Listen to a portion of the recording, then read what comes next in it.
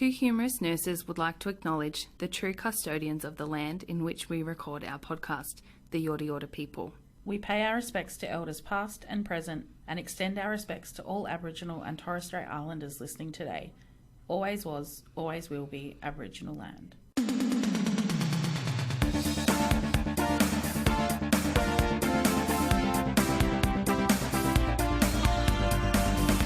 Two humorous nurses with Kelly and Alisha. Podcast that believes a good kid is one that sleeps. Welcome to Two Humorous Nurses, where we plan to bring you funny, informal, conversational chat about all things nursing. Today we have a special guest and a past colleague of mine, Nikita Rodriguez. Nikita is a peri-anaesthetic nurse, wife and mum, and owner of her very own child and infant sleep consultancy service. Welcome, sleep nurse Nikita. Hi. When we do these, we always like to start with the nursing background. So do you want to tell us a little bit about you and your nursing career? Yes. Good answer. She's off to a good start. Yes. So I studied through La Trobe University. From there, I did a grad year. I was able to get some experience in surgical ward, rehab ward, and then I specialized in theatre. And that's where we met. Yes. Yes. I decided that I really liked theatre and wanted to get some more experience there. So I ended up doing my peri-op certificate, and I have been there for 8 years since. Oh. It didn't have anything to do with your now husband working there. A little bit, yes. So I guess leading into that, like, you're a successful nurse with an anaesthetist for a husband. Like, why did you start your own business? This was not the path that I expected to go down, especially when I first started nursing. It was like a combination of factors. When I had my daughter, she did not sleep for more than 2 hours at a time for the first 8 months of her life. Oh. So we were exhausted. We decided to hire a sleep consultant, and she completely changed our lives. We were functioning so much better on sleep. Funny that. And yeah, and I learned like so much in that time from her and had such a positive experience. So apart from that, I was also lucky enough to take a 2-year maternity leave. And during the second year of my maternity leave, I decided that I wanted to diversify my investments. I was a bit bored. I wanted to think about something else other than when's next snack time. Yeah. So, the area that I live in does not have many sleep consultants. So I decided that it might be a good avenue to go down. And I studied and then opened up Sleep Nurse Nikita. On that, what kind of training did you have to do? Like, what did you do to become the sleep consultant? Is that what you call yourself, a sleep consultant? Yeah. So I studied you do adults. My kid sleeps fine. Yeah, I was gonna say this woman here needs some serious help in the sleep department. That's out of my scope of practice. So I studied with the Sleep Nanny Academy, and that's a online self-pay certificate based in the UK. And that took me 4 months to complete. I had to do 3 practice families, like case studies, and that kind of felt like a nursing placement. Yeah. And then after that, I had to do online workshops weekly at 7 a.m. because it was the UK time difference. And then participate in group discussions. And I had assignments and an exam to do as well. Gosh, that's so intensive. I was saying to Kelly, like, I feel like because you and I have kind of worked together, like, on some level, because the regular podcast listeners will know that Ollie's a fucking nightmare. She had been overnight until I started talking to you, and now I see the light, and like my life has changed so much. Anyway, and I said to Kelly, I'm like, you know, anyone who kind of like starts their own business, like, from a nursing perspective, like I would look at that and be like slightly skeptical. Like I've never worked with a sleep consultant before. And like, to be honest, I actually like rejected the idea. And it was probably because my mother-in-law suggested it. And when your mother-in-law suggests things, you're not always that rapt about it. But initially I was like, that's crazy. Like, why would I involve a stranger into my world, I guess. And what would they know about my kid? Family, exactly. And then when I saw that you were opening yours, because obviously I follow you on Instagram and stuff because we had worked together, and I was like, right, if anyone is going to help me, I don't care if she's been in business a year, a month, a week, 10 years, whatever, like, let's do this because I need some fucking help. And I just said to Kelly, I'm like, you are already so expert at this. Like, I feel like this is like, I see the stuff that you post and like the conversations that you and I had. I'm like, I've been mothering this kid for 2.5 years and I've fucked it all up. Like, No. and then like just the things that you had suggested and like the way that you were able to just like non-judgmentally, like, and you also made me feel like I was doing really good things, even though I probably was still fucking it up. But you were doing a good job. I just feel like I feel like you were totally meant to do this. So thank you for this public service that you were doing parents in 2023. But I want to know, how do you feel that your nursing background has supported your transition into like business and then specifically sleep, I guess? So there was definitely some crossover with the study that I did and the medical conditions that were covered in my study. So we covered things like OSA, reflux, teething, viruses and how they affect sleep. Also, we spoke about Pavlov classical conditioning. Good old Pavlov. Learning to link one thing with another without noticing. We also talked about Skinner operant conditioning, which is like the positive and negative intermittent reinforcement. And nursing also helped me by having the problem-solving mindset. So being able to rule things out, rule things in with the data that I've collected. So like a child might be overtired from not getting enough day sleep, and then you work from there. It's almost like you're taking a history of the presenting complaint and like assessing them and their needs. And then I guess coming up with interventions. Is that like, I feel like you've totally bossed me. I feel like also you're like a psychologist now, and you've like manipulated me into making my kids sleep good. But it's probably just because we don't see it, like, because we're in the moment. We're tired.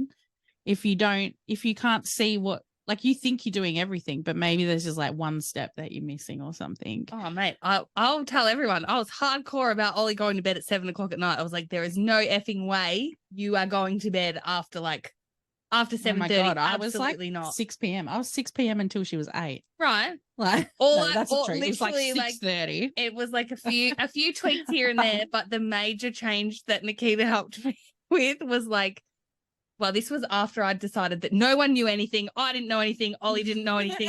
You fuckers didn't know anything. And I was just going to abandon everything. I literally was like, Ollie, you want to call the shots? Go for it, mate. And it was a complete fucking disaster. Yeah, because she's 2. And then I was talking to Nikita and I was like, right, okay, I think I'm actually ready. I'm past my mental breakdown and I'm ready to, anyway, I pushed her bedtime back by an hour. And now it's so funny, Nikita, you'll love this morning. So she woke up once last night, straight back to bed, like no problem. And this morning she woke up and comes into my bedroom and goes, I did it, mummy. Like, you did what? I sleep in my bed all night. She's so proud of herself. I mean, most mornings she opens the door and says, I'm back. I'm like, great. That's so funny. I could just see her doing it too. So shit. I'm back. A lot of new parents don't consider the sleep. Everyone says you're not going to sleep. Don't even worry about it. My kids slept. I didn't have any issues. She slept literally slept all the time. Ollie slept as a baby until she got sick. like with the No. allergy stuff, and then it all just Amelia kind of went out the window. I reckon it's because she was a NICU baby, so she didn't have to have noise. Even now, she's 10. She sleeps with the light on and radio on. Nikki So baby. she come in to tell me that the Queen had died because she heard it before me on the radio. Do you have any like real simple tips that might apply to most parents out there? That's probably really hard because obviously it's a really personal thing, sleep, as we know, Ollie and other babies. But is there any simple tips that new parents could implement from day one? I don't know, try and make their lives better. Definitely. First of all, I was one of those parents who had absolutely no idea. And after being told, oh, you're not going to sleep, and you just don't realize it until you're actually in the thick of sleep deprivation. Mm-hmm. And then do you feel like you tell yourself that people said this was going to happen? People said when we got pregnant that you're never going to sleep again. So you just assume that everyone else is going through what you're going through? Exactly. I feel like one of the biggest tips is to manage your expectations. Like you see all of these people saying, like, some unicorn babies might sleep through the night when they're younger or older, before 12 months, but a lot of babies don't usually sleep through the night until they're fully established on solids, which would happen between 8 to 12 months. But yeah, if it happens earlier, that's amazing. But you see a lot of parents posting about it, and it's hard comparing your sleep journey with another family's. And I feel like that would cause unnecessary anxiety and guilt, because every baby / child has different sleep needs and a different temperament. And they're not meant to sleep through at that age anyway, are they? Like, they're not designed to sleep 12 hours straight. And if you Google, like, how much sleep should my 2-year-old get? It's like, well, overnight they should be getting 11 to 14 hours. I'm like, well, that's a big difference. Like, give me a specific, time to put them to bed, time that they'll wake up. It doesn't happen. Exactly. No. And also there are no bad habits when it comes to sleep. People say, oh, you can spoil your baby if you cuddle them too much, or you can cause bad habits if you're feeding them to sleep. But if you're feeding to sleep, rocking to sleep, cuddling to sleep, if it works for your family, that's completely fine. Yeah, exactly. It's like when it stops working. When it stops working for you, that's when it becomes a problem. There's no exactly sleeping in their parents' bed. I mean, I'm just saying, there is not against the parents' will though. Okay. Adults, no, please. Eventually, they'll go sleep in their own bed. Yeah, if it works for the family, that's fine. Exactly. Yeah. Also, you can set up like a sleep conductive environment, so you can make sure it's dark if it's light outside. You can play some white noise, have a specific temperature if you can. So between 18 and 22 degrees is the perfect temperature for sleep. Not too hot and not too cold.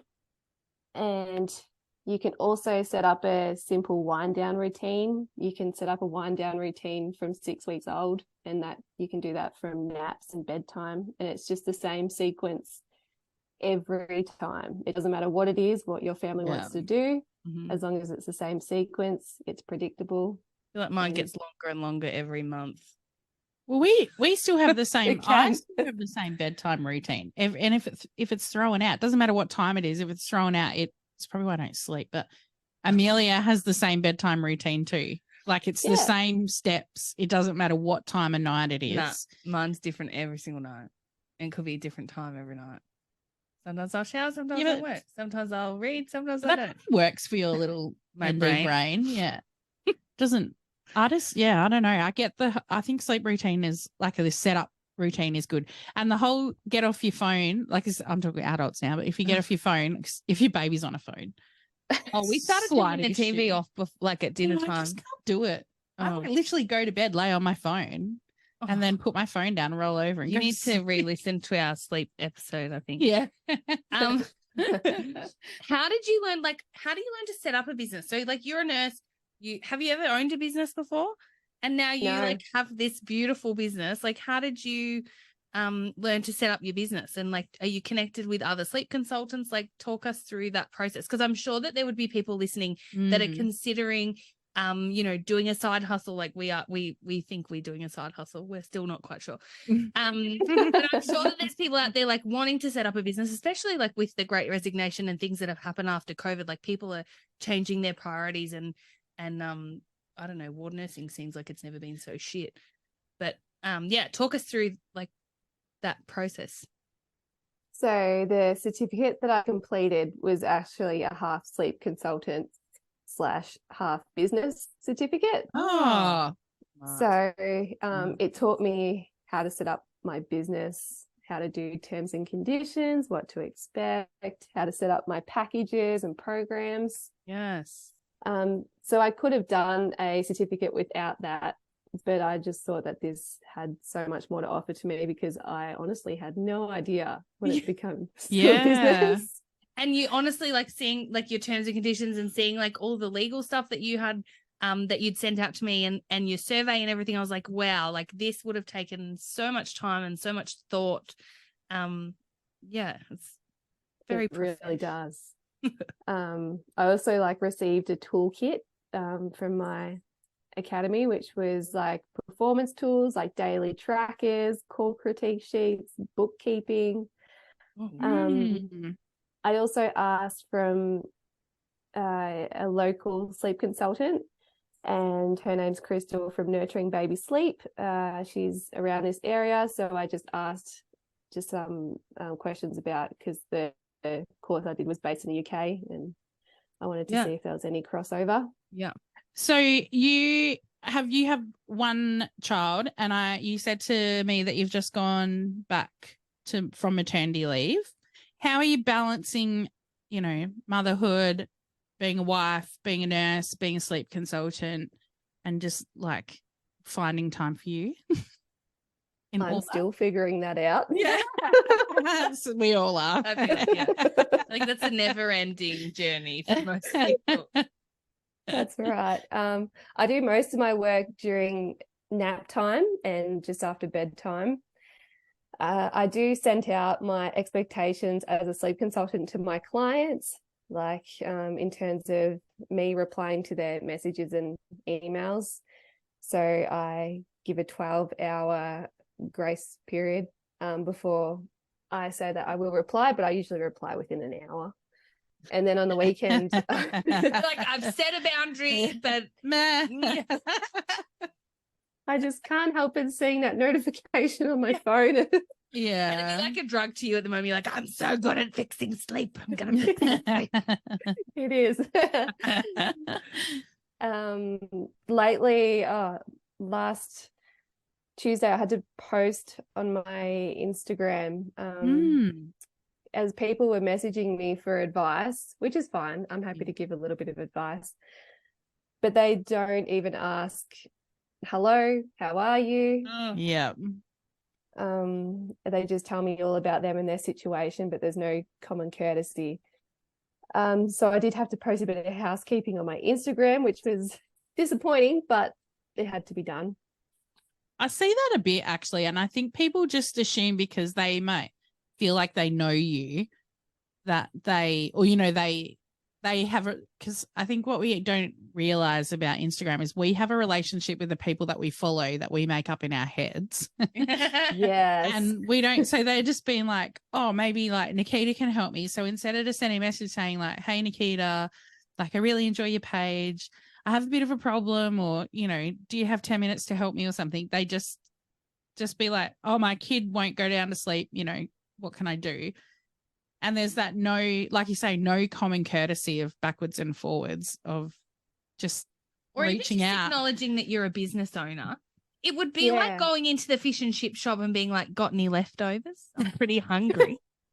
Like, it's dinner people time. wouldn't do that. Like, but then they're messaging you as an online, like as a business. Yeah. Being like, hey, give me a freebie. I'm sure that people just don't realize. And I have seen other businesses post very similar like posts to you, because honestly, you don't owe anyone anything. And No. just because your online presence is there, if they really wanted to engage with you, they just message you and ask you about what services you offer or something. Like, people are more than willing to help and provide advice, which I'm sure you would do. But if you've got 10, 15 people hitting you up with the same stuff, you're like, well, that's not what I'm here for. I don't hand out freebies. That's Like right. you say, And you don't but go you and get do a free. actually hand out freebies, because when you do your Q&A, you're like, ask me questions and I will answer them in the stories. Like, and that's people's opportunity to get those snippets of free that's right. advice. And like, feel like people are just taking advantage of your good nature by They are. messaging you. They are, hoping yeah. that- yeah, exactly. I love that you obviously thought really carefully about who you were going to train with and what kind of, like, how they were going to set you up to be successful. And I feel like people don't think about that when they go and do a course. I definitely didn't think about that. And now when I think, because I've always wanted, now, like, since having Ollie, I really want to do like childbirth education. But now I'm like, I feel like that would be something that I would really consider going forward now, making sure that the place that I train with are really going to give me support and give me guidance on how to start a business. Because as much as I've run a lawn mowing and gardening business from the side, I definitely have not done anything in the nursing space. Well, and then we kind of own a podcast, but we don't do anything. we don't Like, do anything. we don't do any business. There's no terms and conditions. No, there. definitely no terms and conditions. What's been some of the biggest challenges or surprises that you've found since starting your business? One of the biggest challenges would have to be of letting go of the fear of failure. Also the self-doubt and imposter syndrome. Yeah. So you're telling me I should go and be a childbirth educator? Yes, of course you should. Yes. Just pop this kid out first and like settle yourself down. Everything and you just said are all the reasons I haven't gone and done it. Sorry, keep going. No, that's right. I think that you need a positive, successful mindset. And if you don't believe in yourself, who will? One of the biggest surprises is how much support that I received on my journey. And this came from family, friends, colleagues, people in our community who I haven't met. Businesses who I haven't had anything to do with have been really supportive and just getting my name out there. Even willing to take my business cards or sharing my Instagram page on their social media. So they really made an effort to spread the word, and it's heartwarming, and I feel incredibly lucky to have received this type of support so early in my journey. Absolutely. I love that. I love this. I feel like community really does support other small businesses, especially businesses of women, women-led business, women-run businesses. I was thinking about all of the people who were like, I was that sleep-deprived parent once. Give me those cards and I will give them to all the parents with bags under their eyes. Like, and I feel like too, as much as nursing is kind of a shit show at the moment, and whenever I meet a new nurse, I'm like, come and work with us, come to the dark side. And then when they're like, no, I'm actually going to go and do my diabetes education, I'm like, good for you, bitch. You go do that and get that. You go, girl. You know what I mean? Like, as much as you kind of want everyone to come and fill all your staff shortages, when they tell you that they're doing something great, you're like, fuck yeah, like you do you. And, you know, don't worry about us. We'll get on with it. Yeah. We'll carry the load. But that's the good thing about nursing is that you can diversify literally into anywhere, and you can still do your bedside nursing alongside your business if that's what you want. Like, you don't have to pick and choose between it's not one or the other. No. Like, it's, you know, we are super lucky. We're so lucky we get to work 0.1 or 0.2 or casual. That's right. Or full-time. Kelly. I'm doing 2 shifts a week now and alongside this, and that's enough. Yeah, definitely. Yeah.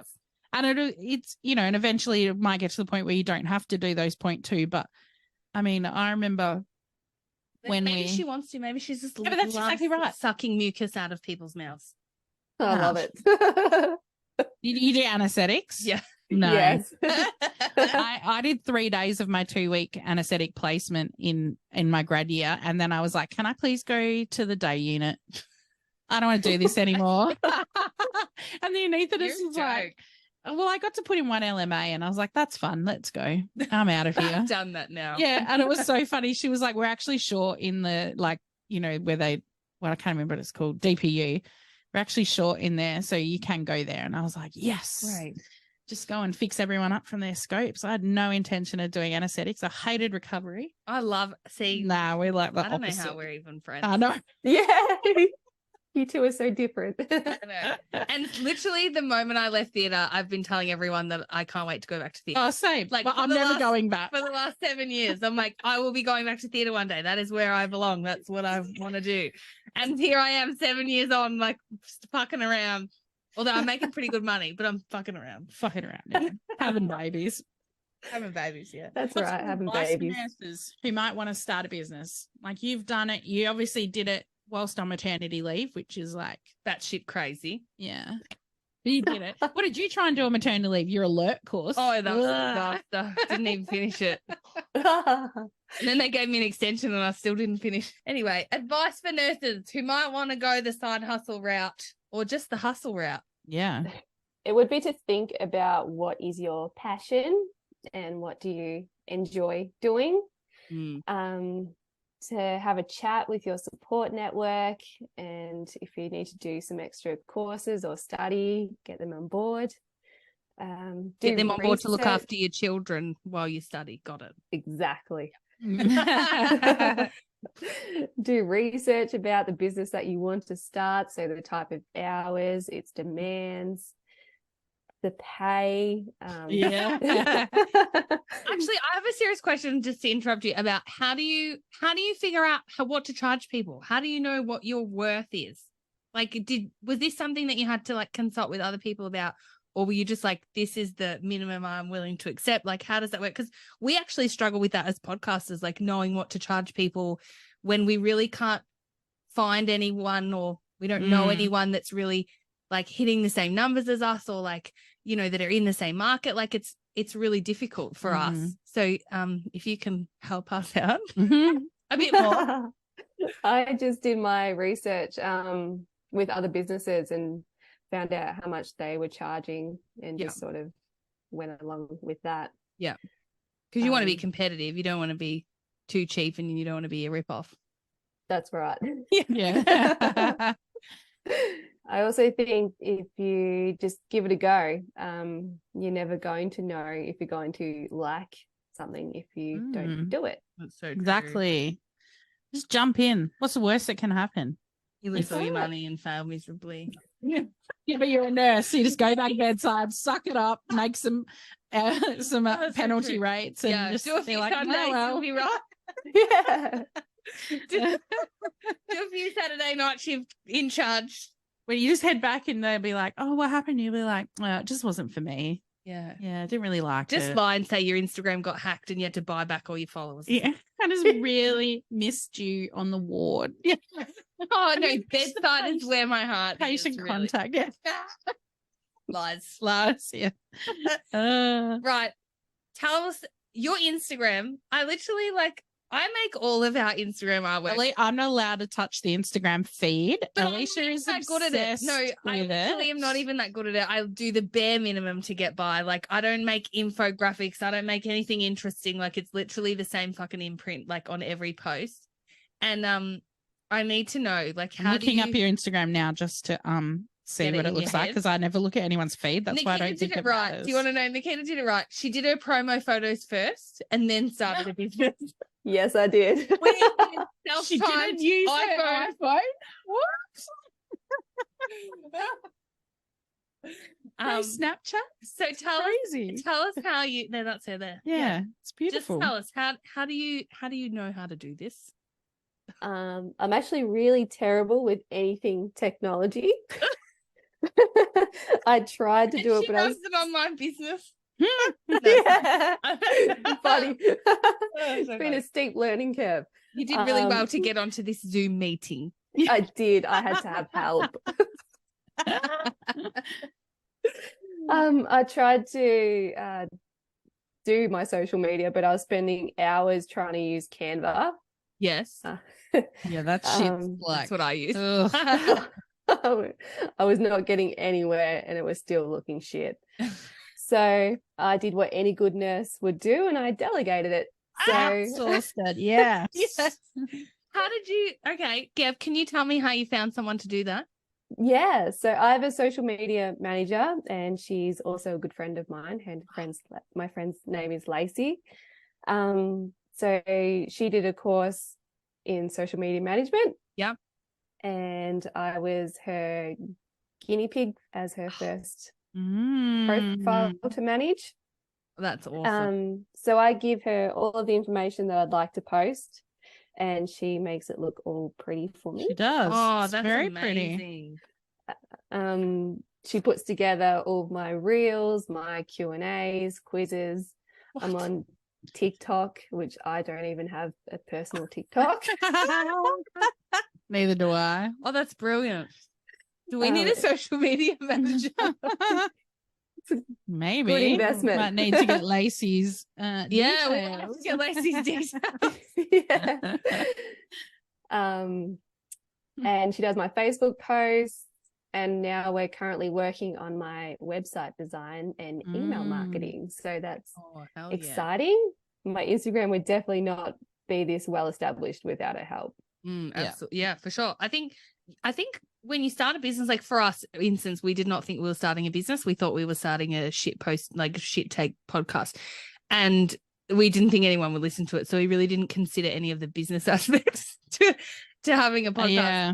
And also, like, when you start a business in 2023, you're not just starting a business, you're starting an Instagram, a TikTok, Yes. a Facebook, a LinkedIn, email marketing, like a website. Like, we literally have only just started a private Facebook page because we're like, there's probably lots of people on Facebook that are missing out on Insta. So that was the only reason we did it, because we felt like there's another demographic and there's probably people that would listen to us if they even knew we existed.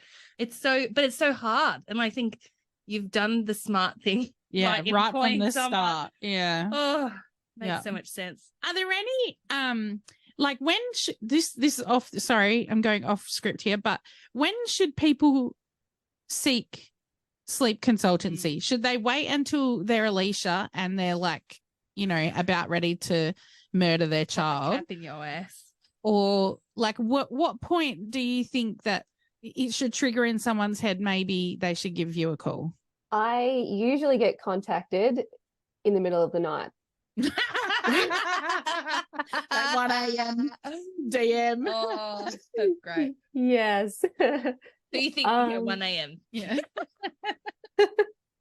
So I know exactly what those parents have been through that night. I would suggest contacting a little bit earlier, but it's hard to reach out for help. I recognize that. And not everybody has the financial stability to do that as well. Yeah. So preferably before you're in the real depths of sleep Crisis. deprivation. Yeah. I wish that I had have thought of you so much earlier. Like, for me, I base a lot of my parenting like a lot of my parenting standards and things that I do as a parent, I base on the people around me. And I think a lot of people do. There's mothers that you look up to and you ask them for advice. Like, Jess is one of them, and she's so hard with her kids with bedtime, and her kids all sleep. So from day dot, I've been like, well, I'm going to do what you do. But our kids are very different. And she's done it 3 times, and here I am doing it the first time. And you parent differently, whether it's your first kid or your third kid. So I think I was really basing a lot of my choices and the things that I thought were right based on other people's experience. And I think the benefit of consulting with you was that it was all about me and her, and it was all about our family and I think that's something that you forget, that these kids, they're individuals, and your family is its own kind of identity, and comparing and doing what other people are doing and that not working, and then you feeling desperate, why isn't this working when it works for other people? And that I totally get why people message you at 1 o'clock in the morning, because it's the only time that their friends are sleeping and they can't message them, so they message you. I've never thought of that. Because I can't message my. They're doom scrolling through Instagram. Yeah. Hashtag sleep deprivation. Yeah. Exactly. You should add that to your hashtag list. Yes, We, yes, I should. yeah, I feel super fortunate that Amelia slept. Like I was obviously very sleep deprived in the start because we had to do strict 3-hourly feeding because she was so preemie. And Yes. so, you know, by the time you feed, pump, resettle, but by resettling, I mean just put her back in the cot because I didn't have time for that.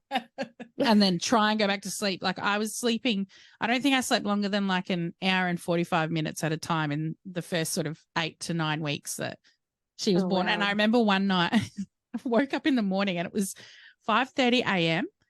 and I was like, oh my God, I didn't do the 2 o'clock feed. And the bottle was still on my bedside table, like full. And I was like, where's my phone? Where's my phone? And I was fully dressed. And I literally only ever slept in like knickers and a t-shirt. I was fully dressed, no shoes, but fully clothed. Yeah. I could not find my phone anywhere. My phone was in my wardrobe, like in my top drawer, like in my knicker drawer, turned off. What? At some point at 2 o'clock, I've obviously woken up to my alarm, fully turned my phone off, gotten dressed, but gone back to bed, not given her a feed. she didn't care. She slept all the way through. She never woke. Like I used to feed her asleep. And then, yeah, I like panicked. I was like crying because she missed a feed and like she was going to, you know, I'm starving her, which is like not the case. But it was like that first night where the doctor was like, you can let her demand feed tonight. I was like, what? And she just slept. I still had to get up and feed her after 5 hours because I was like, what the hell are you doing, mate? And like, I can count on less than one hand how many bad nights we had where they were like crying all night. And I remember the first one and I was sitting on the edge of the bed and I was holding Amelia like literally to my boobs and rocking backwards and forwards holding her because she'd cried for like 4 hours. And Cam said to me, what do you need? And I was like, nothing, because she didn't want him. We tried that. And he just rolled over and patted me on the back and he said, please don't shake the baby. And I just burst out laughing. And I put her back in the cot and I walked into the bathroom and I sat down and I just cried and cried and cried. And then I walked back in, picked her up, went downstairs, made a coffee and just was like, it's 2 a.m. We're just going to start the day. And and just slept when she slept for the whole day. But I honestly feel like when everyone talks about it, I'm like, I didn't really have that. Like she was so good. And I feel like we were blessed until Ollie got sick like in January with allergies and like she pretty much had like diarrhea and vomiting every day for a month. Because you were microdosing her with peanut butter. Killing her with peanut butter. And then it was like we made every possible adjustment to try to help her get to sleep. And then when you say like that there's no bad habits, it's like it's true because we were doing what we had to get through, and that meant disassembling the cot, which was a fucking nightmare. Like we had an 18-month-old out of a cot, which was just crazy. She was okay with it. She was okay with it. Yeah. She was actually she was great with it, but it was keeping her in it that was the difficulty. Yes.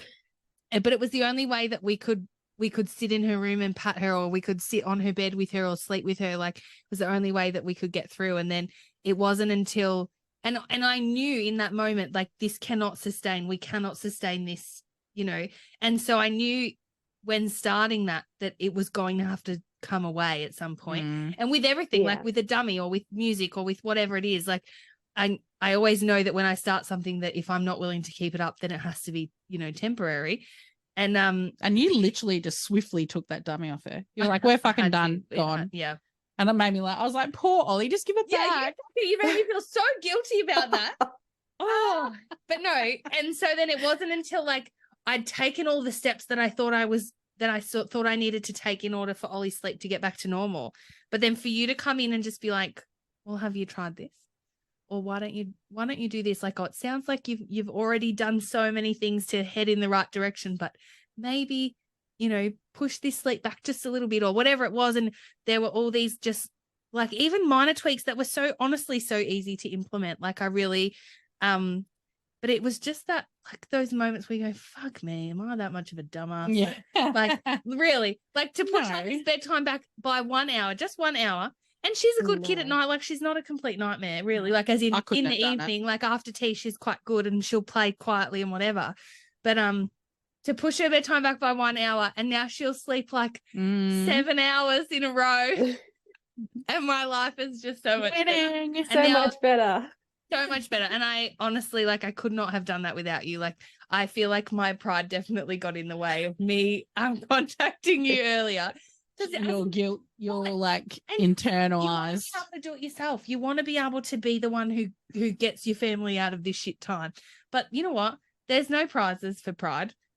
And you don't get mother There is a of the prize year. though for your baby sleeping. What's that? You get to Sex? sleep. Oh, Oh yeah, that's right. Ollie slept, and look what happened. no, this was while she wasn't sleeping. I don't know how this baby even got conceived, honestly. I can't even remember. I was in the depths of sleep deprivation.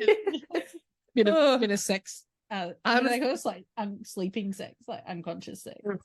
Mick, what are you doing? It might have been the sleep overnight or something. Sometimes Yeah. it's so funny because my mother-in-law knew that we were having issues with Ollie's sleep, so she didn't want her for a sleepover for ages. Oh, really? How rude. Take care. They always sleep for the grandparents, though. No, she just sleeps in Nan's bed. Yeah. Yeah, bloody hell. Thank you so much for sharing your experience with us, Nikita. I honestly didn't know much about sleep consultancy, but yeah, what a great Because service. you never I didn't need need it. What a great service. If you know anyone in the industry who For specializes adults. in adults, then I'll then let Well, you tell know. me. real. I'm not sure, like, if swaddling me or making me go to bed an hour later is going to help. But maybe I could do a better sleep bedtime You routine. need some of these sticky blackout things that Yeah. Nikita tells people to get, and suggests. I won't say tells, but and then what else? Some music. Maybe you need some nice. No, I have Amelia's music, her bloody radio blaring in her bedroom. Wake up thinking there's people in my house and there's just talkback radio. Oh, You could try some white noise. No, I find that so irritating. can't That's why handle it, Amelia, yeah. when Amelia was little, because she always needed noise because she spent like 4 weeks in a NICU. And so there's like always noise. And so when we got home, they said like white noise. And so we would do that. And I was like, fuck, that's annoying. horrible. So I just brought a little radio and put a little radio in her room. So she's literally had a radio since she was like a month old. And now she's 10 and still listens to the radio. Like, I think she loves it. I think Hot one of- Nights with Abby. I'm really not sure what she's listening to.